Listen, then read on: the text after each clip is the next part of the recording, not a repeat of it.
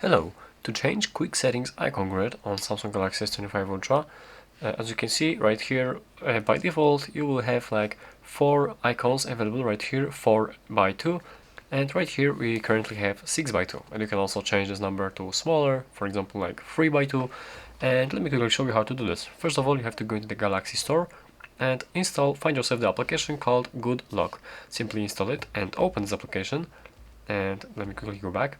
Right here, let's wait for this application to launch for the first time. And right now we have to find this application called Quickstar, the plugin called Quickstar. It's available somewhere in this plugins list. You have to install it and then go in here. And what you have to do is simply, first of all, make sure that you have the Quickstar enabled.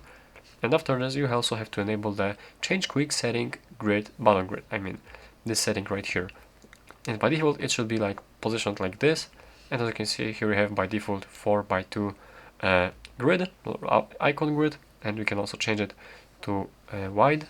Here we have the 3 by 2 icons, we have 4 by 2 icons by default, we can also have 5 by 2, and as we go to the narrow, right here we have 6 by 2. So that's how to change the quick settings icon grid. Thank you for watching.